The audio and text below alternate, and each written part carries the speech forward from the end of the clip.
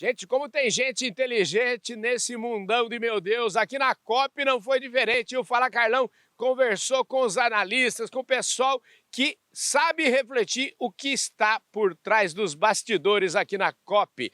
E é isso que você vai ver a partir de agora, aqui com exclusividade no seu programa Fala Carlão!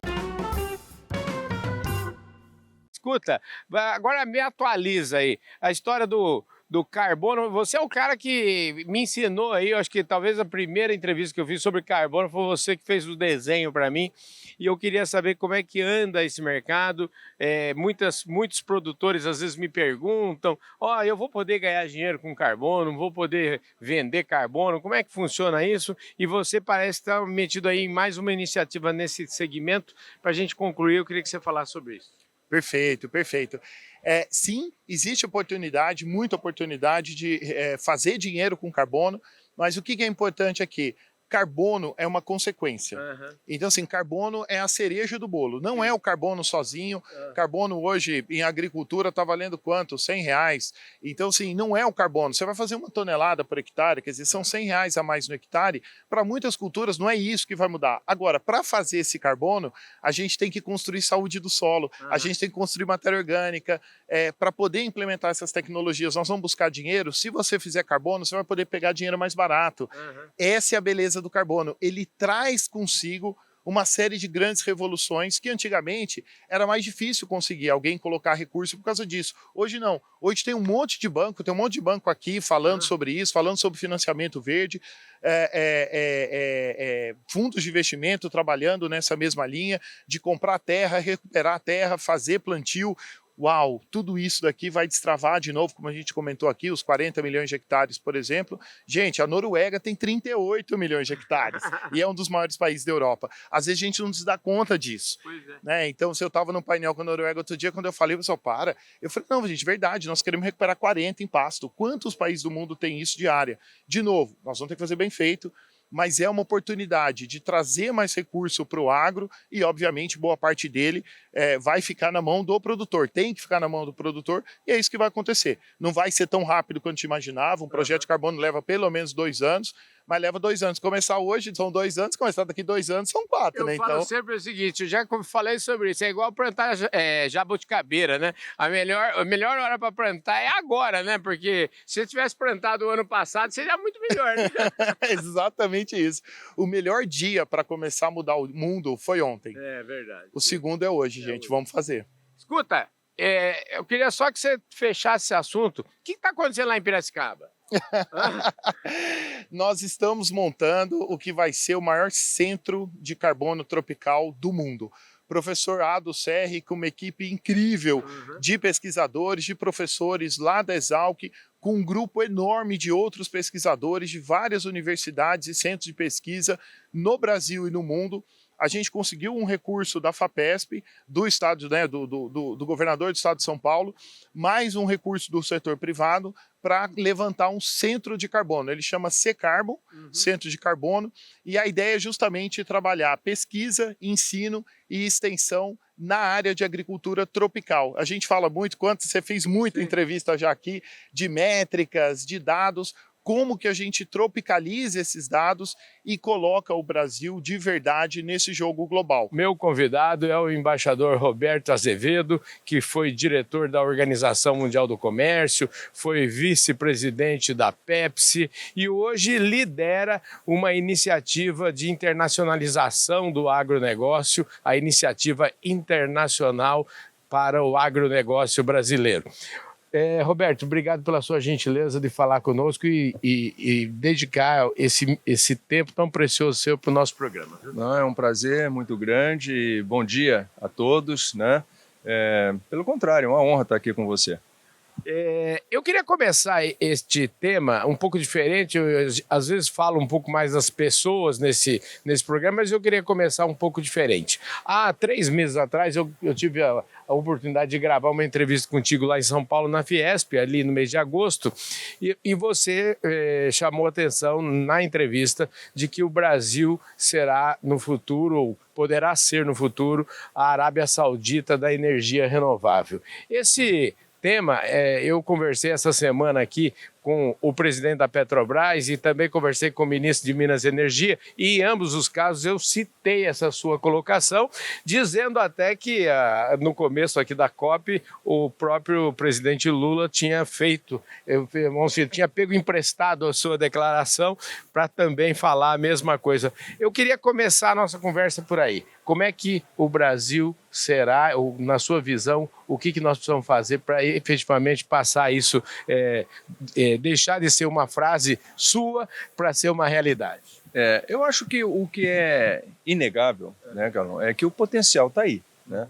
O potencial de ser efetivamente uma Arábia Saudita da energia renovável. Eu acho que basta olhar para o Brasil, ver a nossa capacidade, a nossa cobertura verde, né? Ver a limpeza da nossa matriz elétrica, por exemplo, e se dar conta de que nós podemos fazer muito mais do que fazemos e dar uma contribuição muito especial e muito significativa na transição para a economia verde, não apenas do Brasil, global, porque muito do que a gente pode fazer no Brasil, eventualmente, será exportado como um modelo, né, de negócio, um modelo de formulação de políticas, né, e até de inovação tecnológica, quem sabe, né, vamos ambicionar tudo isso, né? Então o potencial não resta a menor dúvida, portanto não me surpreende que o próprio presidente tenha dito coisas parecidas, porque isso é uma realidade incontestável. Agora, potencial é uma coisa, né? Transformar isso em realidade é outra, né? E a realidade é que para que essa transformação aconteça, muitas peças têm que se encaixar direitinho, né? Essa transição ela não vai acontecer sem custos, né? Haverá que ter investimentos, haverá que ter dedicação, haverá que ter um convencimento do setor produtivo de que esse é o caminho, né? E isso não vai acontecer espontaneamente. Não é porque as pessoas têm um bom coração, estão preocupadas com o planeta, que elas vão investir e até reduzir a sua competitividade comparado com o seu concorrente, né? Apenas em benefício do planeta e da sociedade. Eu acho que haverá que ter estímulos, haverá que ter um incentivo para que essa produção nossa caminhe nessa direção. E isso vai depender de muitas coisas, inclusive políticas públicas que sejam adequadas.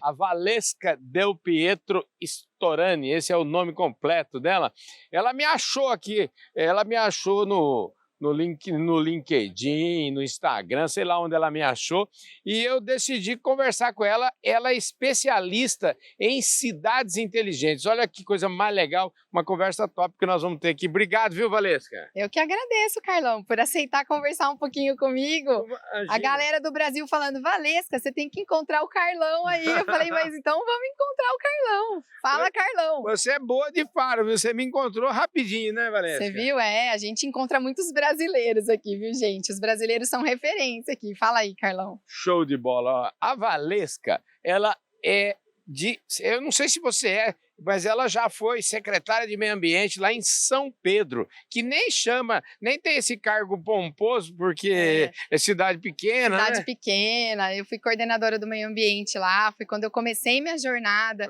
de planejamento urbano, a paixão pela gestão pública começou lá. Olha que legal, gente. E ela é agrônoma, formada lá na UFSCar, na Universidade Federal de São Carlos. E escuta, me conta um pouquinho dessa jornada. Como é que a agrônoma foi parar na cidade? Como é que é isso? A gente faz parte da cidade, Carlão. O campo é o complemento da cidade. E é importante a gente trazer essa visão, porque as pessoas acham que quando a gente fala de cidade inteligente é só a área urbana. E não é o município como um todo. É o rural e o urbano. Porque muitas das nossas cidades, principalmente as pequenas, que são a maioria do Brasil, elas são dependentes economicamente do campo.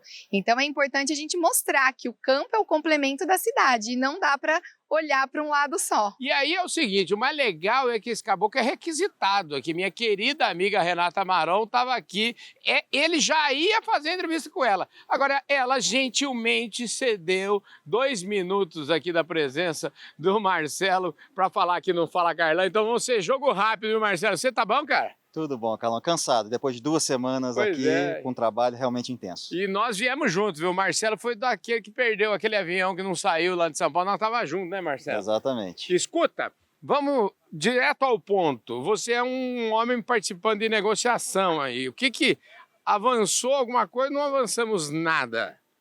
Sempre tem avanço, Carlão. A gente tem que entender que aqui na COP a gente não sai com decisões assim, que você vai para o campo no outro dia e aplica. Sim. O que a gente desenha aqui é o framework, são os limites. Imagina assim, as linhas do campo e as regras. Entendi. Aí ali dentro do campo, cada país vai jogar o seu jogo. Entendi. Cada país vai colocar isso nas suas NDCs, nos seus compromissos, etc., mas respeitando essas grandes linhas. Isso é fundamental, porque se a gente não tiver essa coordenação, cada um vai fazer o que quer. Entendi. E quem tiver mais força, puxa para o lado que quer.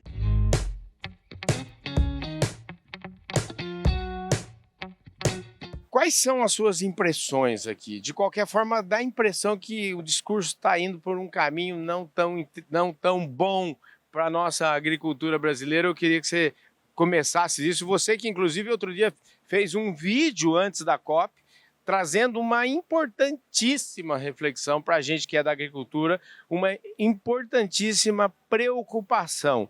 Eu queria que você começasse falando um pouquinho, talvez até resgatando um pouquinho daquilo que você falava naquele vídeo para o nosso público. Obrigado pela sua gentileza, a palavra é sua, viu? Uma honra, Carlão. Sempre um prazer falar com você e com todos aqueles que te acompanham, né? Como eu mesmo.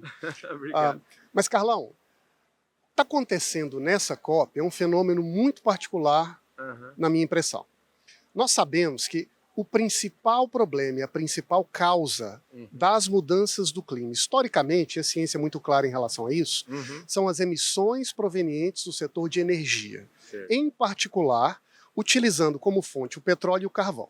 Então, historicamente, a COP é um momento em que o mundo se reúne para tentar discutir e encontrar soluções para este impasse. Nesta COP está acontecendo uma mudança, uma reorientação do que parece ser o foco prioritário das conversas e das negociações, em que a energia passa a ser vista como um entre muitos outros desafios, talvez não o principal, porque é muito caro, muito difícil, demora para as inovações gerarem resultado, e no seu lugar, como eixo central das negociações, entram os chamados food systems, a agricultura. Então, esta é a COP, em que a agricultura passou a ser tratada como um eixo prioritário das negociações. Aliás, Carlão, a gente acompanha aqui e sabe que tem um conjunto de painéis nesse evento super moderno que mostram como os países estão assinando declarações que são apresentadas pela presidência da COP sobre diversos temas. Uma dessas declarações é sobre a mudança na matriz energética e o fomento às renováveis. E uma outra declaração é sobre a mudança no sistema de produção de alimentos. Ontem, se não me engano, eu estava observando um desses painéis, em torno de 50 países tinham assinado a Declaração de Mudança de Energia. E quase 147 para ser mais preciso, tinham assinado a Declaração de Mudança nos Sistemas Agroalimentares. Então isso sinaliza uma nova percepção do mundo, digamos assim, que a raiz do problema talvez não seja mais, na visão do mundo, o petróleo, mas a produção de alimentos. E essa mudança, ela não é simplesmente marginal ou periférica. Ela muda radicalmente o jogo. Porque quem é responsável pelas emissões prioritárias da energia suja são os países ricos, que utilizam e utilizaram essa energia para a sua industrialização, para o seu desenvolvimento ao longo de 200 anos. Mas quem é responsável pela produção de alimento, que alimenta boa parte do planeta, são os países pobres como o Brasil. Então, quando se muda o eixo de batalha, também se muda quem é que deve pagar a conta pela transição verde que o mundo vai passar. Mais um Fala Carlão daqueles da prateleira lá de cima, da mais alta das prateleiras. Como eu brinco sempre, viu, Daniel? Conversar com você, mais prateleira de cima, simplesmente impossível.